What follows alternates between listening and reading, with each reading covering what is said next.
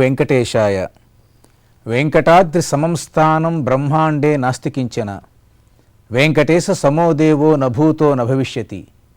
కలియుగ ప్రత్యక్ష దైవము, ఆశ్రిత భక్తకల్పవృక్షము, భక్తుల కొంగు బంగారమైన తిరుమల శ్రీ వెంకటేశ్వర స్వామివార్ల దివ్య కరుణా కటాక్ష వీక్షణాలు భక్తులకందరికీ లభించాలని సంప్రార్థన గావిస్తూ, శ్రీరామనవమి అనంటే భారతదేశమంతటా ప్రజలందరూ జరుపుకునేటువంటి ఒక కమనీయమైన రమణీయమైన ఆధ్యాత్మిక పండుగ. శ్రీరామచంద్రుని యొక్క దివ్య అవతార వైభవ స్ఫూర్తి మానవులందరినీ ముందుకు నడిపిస్తూ ఉంది. రామాయణం గురించి ఎన్నెన్నో విశేషాలు మనం తెలుసుకుంటూనే ఉన్నాము. అందులో స్వామివారిని మేలుకొలిపేటువంటి ఒక శ్లోకం ఈనాటికి భరత జాతిని నడిపిస్తుంది. దేవాలయాలలో ఆ తొలి శ్లోకముతోనే సమస్తమైన కైంకర్యాలన్నీ ప్రారంభమవుతాయి. శ్రీరామచంద్రుని యొక్క ధర్మాచరణకు, మానవులందరూ ఆచరించవలసినటువంటి వివిధమైనటువంటి మానవులకు ఉపయుక్తమయ్యేటువంటి కార్యక్రమాలకు శ్రీకారం ఈ సుప్రభాతం. దీనిని తెలుగులో మనం మేలుకొలుపు అనేటువంటి పేరుతో పిలుస్తాం. రామాయణంలో కొన్ని శ్లోకాలు కొంతమందికి వచ్చు, మరికొన్ని శ్లోకాలు ఇంకొంతమందికి వచ్చు. కానీ అందరికీ వచ్చిన, నచ్చిన, మెచ్చిన శ్లోకము ఈ సుప్రభాత శ్లోకం. కౌసల్యా సుప్రజారామ పూర్వా సంధ్యా ప్రవర్తతే ఉత్తిష్ట నరశార్దూల కర్తవ్యం దైవమాన్నికం అనేటువంటి ఈ శ్లోకం ప్రతిరోజు ప్రభాతవేళ సూర్యుని యొక్క లేలేత కిరణాలు భూమిని, ఆలయాలను, ధ్వజస్తంభ శిఖరాగ్ర గంటలను, విమాన కలశాలను స్పృశించే వేళ దేవాలయం నుంచి వెలువడేటువంటి అక్షరధ్వనులు ఈ సుప్రభాతం. అటువంటి ఆ అమృతాక్షరాలలో ఉండేటువంటి స్వారస్యాన్ని, స్ఫూర్తిని, మహత్వమైనటువంటి శక్తిని మనం తెలుసుకుందాం. రామాయణంలో విశ్వామిత్ర మహర్షి శ్రీరామచంద్రుని యొక్క అవతార రహస్యాన్ని తెలుసుకున్నవాడు కాబట్టి స్వామి ద్వారా తన యాగరక్షణ, తద్వారా లోక సంరక్షణ కూడా చేయించాలి అనేటువంటి భావనతో అయోధ్యకు వచ్చి దశరథాదుల్ని అడిగాడు తన యాగరక్షణకి శ్రీరాముడిని పంపించమని. అయితే విశ్వామిత్రుడికి రాముడు అవసరమా అంటే విశ్వామిత్రుడు సమాధానం చెప్పడం జరిగింది. తాను యాగదీక్షలో ఉన్నప్పుడు కోపం పనికిరాదు. ఇది అందరూ గుర్తించవలసిన విషయం. ఏదైనా ఒక మంచి పని చేసేటప్పుడు దేవాలయాల్లో కానీ, ఇళ్లల్లో కానీ, లేకపోతే మనం పనిచేసేటువంటి కార్యాలయాల్లో కానీ ఏదైనా ఒక మంచి పని గనక చేసేటప్పుడు మనం సంకల్పం చేసుకుంటే కోపం ప్రదర్శించకూడదు. కోపం వల్ల ఆ కార్యం వినాశనం అవుతుంది. కోపాన్ని అదుపులో పెట్టుకుని, తాపాన్ని అణుచుకుని, మమతతో, సమతతో, అనురాగంతో ఆ పనులు చేయించుకోవటంలోనే మనిషి యొక్క లక్షణం బయటపడుతుంది. విశ్వామిత్రుడు అపారమైనటువంటి తపశ్శక్తి కలిగినవాడు. కానీ యాగరక్షణలో ఉన్నప్పుడు, యాగాన్ని చేస్తున్నప్పుడు అవతల వాళ్ళని శపించటం కానీ, ఇతరులని సంహరించడం కానీ, తనకు అపకారం చేసిన వాళ్ళని చేయకూడదు. కాబట్టి ఈ ధర్మం తెలిసినవాడు కాబట్టి విశ్వామిత్రుడు శ్రీరామచంద్రుని పంపించమని అడిగాడు తన యాగరక్షణకు. అయితే రావణాసుడు యొక్క పేరును, అలాగనే మారీచ స్వభావుల యొక్క పేర్లను విని దశరథుడు భయపడిపోయాడు. రాముణ్ణి పంపించటానికి వెనుకాడాడు. అయితే రఘువంశంలో ఒక ధర్మం ఏమిటంటే ఆడిన మాట తప్పకూడదు. ఒకప్పుడు మాటకే విలువ. విశ్వామిత్రుడు అడిగాడు, రఘువంశంలో మాట తప్పిన వాళ్ళు ఎవరూ లేరు అని చెప్పగా వశిష్ఠుడు విశ్వామిత్రుడి యొక్క శక్తిని తెలిపి శ్రీరామచంద్రుని పంపించమన్నాడు. తోడుగా లక్ష్మణుడు కూడా వస్తా అన్నాడు. ఇద్దరినీ తీసుకుని విశ్వామిత్రుడు తన యొక్క ఆశ్రమం వైపు సరయూ నదీ తీరం వెమ్మట నడక సాగించాడు. సరయూ నది అనంటే అదొక అద్భుతమైనటువంటి నది. మానస సరోవరం నుంచి ఉద్భవించి గంగానదిలో సంగమించేటువంటి మహాపుణ్యప్రదమైన నది. ఆ నదీ తీరం వెంట రామలక్ష్మణులు నడుస్తూ ఉన్న సమయంలో కొంత దూరం నడిచిన తర్వాత శ్రీరామచంద్రునికి విశ్వామిత్రుడు బల అతిబల అనేటువంటి విద్యలను ఉపదేశించాడు. నాయన, ఈ విద్యల వల్ల నీకు ఆకలి దప్పులు ఉండవు, ఎటువంటి శ్రమ ఉండదు అన్నారు. ఇది చూడండి, రాబోయేటువంటి ఎన్నెన్నో మహాకార్యాలు చేయటానికి శ్రీరాముడికి తగిన శక్తి కావాలి. ఆ శక్తిని విశ్వామిత్ర మహర్షి ముందుగానే గ్రహించి తన దివ్య దృష్టితో శ్రీరామచంద్రుడు సాక్షాత్తు శ్రీమన్నారాయణ యొక్క అంశ అని మనసులో అవగతం చేసుకుని ఆ స్వామికి మానవ సంబంధంగా ఎటువంటి రక్షణ కలిగించాలో, శక్తిని కలిగించాలో తెలుసుకున్నటువంటి వ్యక్తి. అందువలనే రామునికి ఈ బల అతిబల విద్యలను ఉపదేశించి ఆయనకి ఆకలి దప్పులు కానీ శ్రమ కానీ లేకుండా చేశారు. సాయంకాలం అయిన తర్వాత రామలక్ష్మణులు ఇద్దరూ పవళించారు. మరలా తెల్లవారుజాము అయింది. పక్షుల యొక్క కిలకల రావాలతో, చక్కనైనటువంటి ఉదయం వేళ వీచేటువంటి గాలులతో వాతావరణం అంతా ఆహ్లాదకరంగా ప్రశాంతంగా ఉంది. ఇటువంటి సమయంలో విశ్వామిత్ర మహర్షి శ్రీరామచంద్రుని మేలుకొలుపు చేయసాగాడు. మామూలుగా మనం ఇళ్లలో నిద్రపోతున్న వాళ్ళని గవబా తట్టి లేపుతాం, లే అని అంటాం, ఏదో రకరకాల వ్యక్తుల పేరుతో పిలుస్తాము. కానీ విశ్వామిత్రుడు ఇలా సామాన్యమైన మానవులు చేసిన విధంగా రాముణ్ణి లక్ష్మణుని తట్టి నిద్రలేపలా గట్టిగా అరవల. చక్కనైనటువంటి శ్లోకంతో స్వామివారిని నిద్రలేపాడు. ఈ మేలుకొలుపు జగత్తుకే మేలుకొలుపు, మానవులకందరికీ మేలుకొలుపు. సహజంగా శ్రీమన్నారాయణుడు వైకుంఠంలో ఆషాఢమాసంలో పవళించి కార్తీక మాసంలో నిద్రలేస్తారు. దీనినే యోగ నిద్ర అంటారు. ఆషాఢమాసంలో ఏకాదశి రోజున స్వామివారు శయనించి కార్తీకంలో ఏకాదశి రోజున నిద్రలేస్తారు. దానినే ఉత్థాన ఏకాదశి అంటారు. పడుకున్న ఏకాదశిని శయన ఏకాదశి అనేటువంటి పేరుతో పిలుస్తారు. ఈ 4 నెలల పాటు యతులు కానీ సన్యాసులు కానీ పీఠాధిపతులు కానీ ఎక్కడికి వెళ్లకుండా ఒకే చోట ఉండి చాతుర్మాస దీక్షని వహించి ధర్మాన్ని ప్రచారం చేస్తారు. అటువంటి యోగ నిద్రలో ఉండేటువంటి స్వామివారు మరల నిద్రలేచినప్పుడు మరి లక్ష్మీదేవి, ఇంద్రాది దేవతలు, బ్రహ్మ, మహేశ్వరుడు ఏమని సుప్రభాతం పాడారో, ఏ విధంగా మేలుకొలుపు గావించారో పెద్దగా మనకి పురాణాల్లో తెలియటం లేదు. కానీ సమస్తమైన భారతీయ వాంగ్మయంలో పరమాత్మని మేలుకొలిపేటువంటి ప్రథమ శ్లోకం మనకి రామాయణంలో కనిపిస్తుంది. విశ్వామిత్రుని యొక్క హృదయం నుంచి వచ్చినటువంటి పలుకులవి. రామాయణంలో శ్రీరామచంద్రుడు పడుకున్న వేళ ఒక చక్కని వాక్యాన్ని మహర్షి అందించాడు వాల్మీకి. ప్రభాతాయాం సుశర్వర్యాం విశ్వామిత్ర మహాముని అభ్యభాషత కాకుత్సవ శయానో పర్ణ సంస్థరే అన్నారు. ఆ రోజు రాత్రి ఆకులు అంటే పర్ణములంటే ఆకులని పరుపుగా ఒక ఆసనంగా ఒక చాపగా వేసుకుని దాని మీద పడుకున్నారంట రామలక్ష్మణులు. ఇది మనం గమనించాలి. నిన్నటిదాకా హాయిగా అంతఃపురంలో పరుపుల మీద పడుకున్నవారు ఈనాడు యాగరక్షణకే ఒక సామాన్యుల వలె, మునుల వలె నేల మీద ఆకులు పరుచుకుని పడుకున్నారు అనంటే మానవులమైన మనం కూడా సమయం వచ్చినప్పుడు, సందర్భం వచ్చినప్పుడు దానికి అనుగుణంగా కష్టాలు ఓర్చుకుని సహించి ఆ కార్యాన్ని నిర్వర్తించాలి. అది మానవ ధర్మం. రామలక్ష్మణులు అపారమైన పరాక్రమవంతులు అయినప్పటికీ విశ్వామిత్రుని యొక్క ఆజ్ఞను శిరసావహించి అతి సామాన్యుల వలె అలా ఆకులు పరుచుకుని పడుకున్నారు. మనం పడుకోగలమా? అటువంటి స్థితి మనకు వస్తుందా? వచ్చినా మనం తట్టుకోగలమా? ఇదిగో తట్టుకోండి అని శ్రీరామచంద్రుడు నిరూపిస్తున్నాడు ఈ ఘట్టం ద్వారా. పడుకున్నటువంటి రామలక్ష్మణులు ఇద్దరినీ విశ్వామిత్ర మహర్షి ఆ ప్రభాత వేళ సుప్రభాతాన్ని పలుకుతున్నాడు. కౌసల్యా సుప్రజారామ పూర్వా సంధ్యా ప్రవర్తతే ఉత్తిష్ట నరశార్దూల కర్తవ్యం దైవమాన్నికం. శ్రీరామచంద్రుడు ఎవరి పుత్రుడు అంటే కౌసల్యా తనయుడు. ఆమెకు పుట్టినటువంటి గొప్ప కుమారుడు. ఉపనిషత్తులు ఏం చెప్తున్నాయంటే మనకి పిల్లలు పుట్టారు అని అంటే అదేదో మనకి ముసలితనం వస్తే మనల్ని అందరినీ కాపాడి మనకు మందులు ఇచ్చి మనల్ని అందరినీ చూసుకుంటారు, దానికోసం కాదు. అది ఇప్పటి ఆలోచన.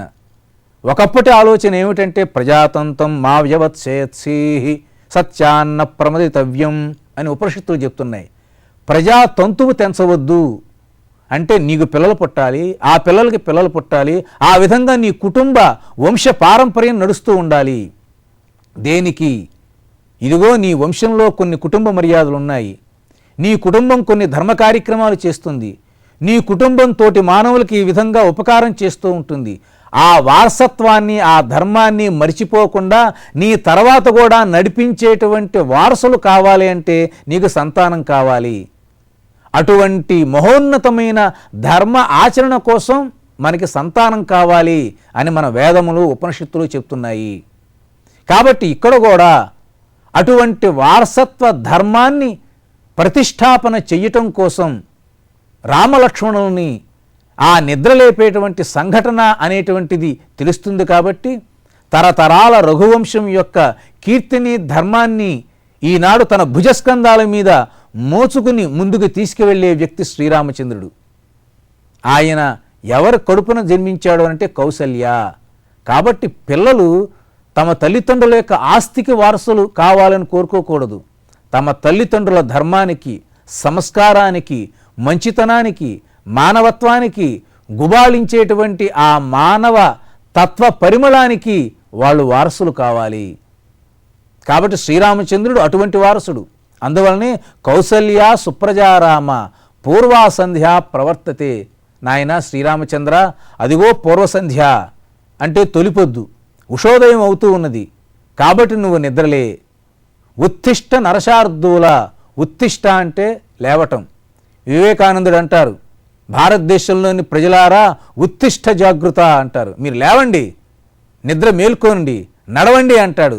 ఈ జాతి పడుకోకూడదు, జాతి ఎప్పుడు నిలబడి ఉండాలి అని ఆ ఉత్తిష్ట శబ్దంలో భరత జాతిని నడిపించాడో ఆధునిక కాలంలో వివేకానందుడు.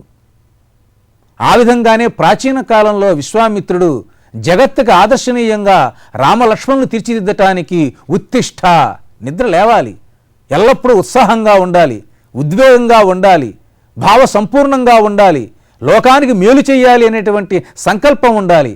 అందువలనే ఉత్తిష్ట. నరశార్దూల. నరులలో శ్రీరామచంద్రుడు శార్దూలము. అంటే శార్దూలం అంటే పెద్ద పులి. పులికి అపారమైన శక్తి ఉంటుంది. అవతల శత్రువుని సంహరించటానికి సమస్తమైన శక్తులన్నీ కేంద్రీకరించుకుని అది పనిచేస్తుంది. ఇటువంటి శ్రీరామచంద్రుని యొక్క శక్తి ఎప్పుడు తెలుస్తుంది? ఇంతవరకు శ్రీరాముడు ఈ మేలుకొలుపు సుప్రభాత శ్లోకం విశ్వామిత్రుడు పలికేటంత వరకు ఆయన ఎవరిని వధించలా, ఏనాడు తన శస్త్రాల యొక్క ప్రావీణ్యాన్ని చూపించలా. అయినా సరే ఏమీ తెలియని విశ్వామిత్ర మహర్షి అన్నీ తెలిసినట్టుగా ఉత్తిష్ట నరశార్దూల, నరులో శార్దూలం వంటి ఓ శ్రీరామచంద్ర నిద్రలేని ఎందుకన్నాడు? ఆయన మహర్షి కాబట్టి. మన వాళ్ళు ఒక చక్కని మాట అంటూ ఉంటారు, మేధస్సును పంచినవాడు మనీషి. మేధస్సు అంటే తెలివితేటలు, మనిషి అంటే బాగా జ్ఞానం కలిగిన వాళ్ళు. మేధస్సును పంచినవాడు మనీషి, మనస్సును పంచినవాడు మహర్షి అని. మనస్సును పంచాలి. మహర్షి అంటే ముక్కు మూసుకుని తపస్సు చేసుకోవటం, అది వేరే విధానం. మనస్సును ఎవరైతే పంచుతాడో ఆ వ్యక్తి, ప్రతి వ్యక్తి మహర్షే. కాబట్టి అటువంటి మహర్షి నరశార్దూల శ్రీరామచంద్రుని యొక్క పరాక్రమం ఆయనకి తెలుసు. త్వరలోనే ఆ పరాక్రమం నిరూపితమవుతుంది. ఎక్కడ అంటే తాటకి వధ ద్వారా, మారీచుణ్ణి దూరంగా తరిమివేయటం ద్వారా, సుబాహు యొక్క వధ ద్వారా, యాగ సంరక్షణ ద్వారా, శివ ధనుర్భంగం ద్వారా, ఇలా భవిష్యత్తులో శ్రీరామచంద్రుడు అపారమైన బల పరాక్రమాలతో దుష్టశిక్షణ గావించి శిష్టులను సంరక్షించి ధర్మాన్ని స్థాపిస్తాడు అని రామాయణ సారాంశమంతా ఒకే ఒక్క పదంలో ఇమిడ్చి నరశార్దూల అన్నాడు. ఇది మనం గమనించదగ్గ విషయం. ఇది మహర్షి తత్వము అంటే. శ్రీరామచంద్రుని యొక్క గుణవైభవాన్ని, పరాక్రమ వైభవాన్ని నిరూపించేటువంటి వాక్యము, పదబంధం నరశార్దూల అని. ఉత్తిష్ట నరశార్దూల కర్తవ్యం దైవమాన్నికం. నాయన తెల్లారైంది కాబట్టి కాలకృత్యాలన్నీ తీర్చుకో అని చెబుతూ దైవ శబ్దం వాడారు. ఇది మనం గమనించదగ్గ విషయం. ప్రతిరోజు మనం నిద్రలేస్తాము, ముఖం కొడుకుంటాం, స్నానాలు చేస్తాం, వస్త్రాలు ధరిస్తాం, టిఫిన్లు భోజనాలు చేస్తాం, మన పనులు మనం చేస్తూ ఉంటాం. కానీ ఈ పనులు మన కోసమే కాదు, దేవుని కోసం కూడా చెయ్యాలి అని భావన. దీన్ని మన వాళ్ళ ఆహ్నికము అంటారు. అంటే సంప్రదాయంలో ఆహ్నికము అంటారు. అంటే తెల్లవారుజాము నుంచి రాత్రి పడుకోబోయే లోపల నువ్వు చేయవలసిన కాలకృత్యాలు, దైవిక కార్యక్రమాలని ఆహ్నికము అంటారు. అందుకనే కర్తవ్యం దైవమాన్నికం అని వాల్మీకి మహర్షి యొక్క శబ్ద ప్రయోగం. విశ్వామిత్రుని నోటి నుంచి వచ్చినటువంటి మాట అది. కాబట్టి నువ్వేం చేయాలి? దైవికమైనటువంటి సమస్తమైన క్రియాకలాపాన్ని నిర్వర్తించటానికి రామచంద్ర నిద్రలే నాయనా, నిద్రలేచి ఇదిగో ఈ జగత్తునంతా సంరక్షించు. ఈనాటికి దైవం ఎవరయ్యా అంటే నువ్వే మానవ రూపంలో వచ్చావు, అది నాకు అర్థమైంది. నిన్ను చూచి ప్రజలందరూ దేవునిగా భావించి ధర్మాచరణ గావించాలి. కాబట్టి దేవాలయాల్లో కూడా మనం తెల్లవారుజాము నుంచే సమస్తమైన కైంకర్యాలు ప్రారంభమవుతాయి. కాబట్టి కర్తవ్యం దైవమాన్నికం అని అన్నాడు. ఆ విధంగానే విశ్వామిత్రుని యొక్క మేలు కొలుపుతో మేలుకొని శ్రీరామచంద్రుడు కాలకృత్యాలు తీర్చుకున్నారు. కాబట్టి ఈ రామాయణం లోపల ఒక పరమాద్భుతమైనటువంటి శ్లోకం ఈ సుప్రభాతం. కౌసల్య సుప్రజారామ పూర్వా సంధ్యా ప్రవర్తతే ఉత్తిష్ట నరశార్దూల కర్తవ్యం దైవమాన్నికం. తిరుమల శ్రీ వెంకటేశ్వర స్వామి వారి దివ్య సన్నిధిలో సుప్రభాతం ఏదైతే ఉన్నదో అది ఈనాడు జగమంతా వ్యాపించిన సుప్రభాతం. సుప్రభాతం అనగానే మనకి వెంకటేశ్వర స్వామి వారి సుప్రభాతమే గుర్తుకొస్తుంది. ఇంకా రామ సుప్రభాతాలు, కృష్ణ సుప్రభాతాలు, నరసింహ సుప్రభాతాలు, అన్నవరం సత్యనారాయణ స్వామి సుప్రభాతాలు, ఎన్నెన్నో దేవాలయాలు. అన్ని దేవాలయాలకి ఒకే ఒక్క మార్గదర్శకత్వం వహించింది వెంకటేశ్వర స్వామి వారి సుప్రభాతం. ఏ దేవుని సుప్రభాతమైనా ఆలపించండి, అందులో ఉండాల్సిన మొదటి శ్లోకం ఈ కౌసల్య సుప్రజారామ. కాబట్టి శ్రీరామచంద్రుని త్రేతాయుగంలో శ్రీరామచంద్రుని మేలుకొల్పటానికి విశ్వామిత్రుడు చెప్పిన ఈ శ్లోకమే సమస్తమైన సుప్రభాతాలకి మొదటి శ్లోకము, శ్రీకారము. ఇక్కడ కూడా వెంకటేశ్వర సుప్రభాతం రచించిన ఆ మహనీయమైనటువంటి మహాపురుషుడు వెనువెంటనే ఉత్తిష్టోత్తిష్ట గోవింద ఉత్తిష్ట గరుడధ్వజ అని చక్కగా ఆ ఉత్తిష్ట శబ్దాన్ని తీసుకుని మరల వెంకటేశ్వర స్వామి వారిని నిద్రలెమ్మని చెప్పటంలో సౌందర్యం ఉన్నది. అంటే ఏనాడో త్రేతాయుగంలో విశ్వామిత్రుడు శ్రీరామచంద్రుణ్ణి ఉత్తిష్టాన్ని మేల్కొల్పాడు. మరలా అదే శబ్దాన్ని తీసుకుని ఇక్కడ వెంకటేశ్వర సుప్రభాతంలో చేయటం అనేటువంటిది గమనించదగ్గ అంశము. అప్పటి నుంచి ఇప్పటికీ ఏనాటికి కూడా ఈ కౌసల్య సుప్రజారామ అనేటువంటి ఈ ప్రభాత శ్లోకం, ఈ సుప్రభాత శ్లోకం మానవులందరినీ కదిలిస్తుంది, మానవులందరినీ నడిపిస్తుంది. అజ్ఞానంలో పడుకున్నటువంటి సమస్తమైన నరులందరినీ జ్ఞాన సూర్యుణ్ణి చూడమని జాగృతిని కల్పిస్తుంది ఈ సుప్రభాతం. కాబట్టి ఈ సుప్రభాతానికి అనన్య సామాన్యమైనటువంటి ప్రచారం, అద్భుతమైనటువంటి మహిమ ఉండటం వలన రామాయణంలో ఈ శ్లోకం ప్రధానమైనటువంటి పాత్ర వహించిందని మన పెద్దవాళ్ళందరూ చెప్తూ ఉంటారు. తరువాత వెనువెంటనే తస్యేహ పరమోదారం వచిః శ్రుత్వా నృపాత్మజౌ స్నాత్వా కృతోదకో వీరౌ ఏపతుః పరమం జపం అన్నారు. వెమ్మటే ఆయన యొక్క వాక్యాన్ని అనుసరించి రామలక్ష్మణులు నిద్రలేచి స్నానాది కార్యక్రమాలు చేసుకుని జపం కూడా చేసుకున్నారు అని. ఇక్కడే మనం మరొక అంశం గమనించాలి. విశ్వామిత్రుడు అనంటే సామాన్యమైన వ్యక్తి కాదు. ఈనాడు మనం అందరం చదివేటువంటి గాయత్రి మంత్రం ఏదైతే ఉందో ఆ గాయత్రి మంత్రాన్ని దర్శించిన వ్యక్తి.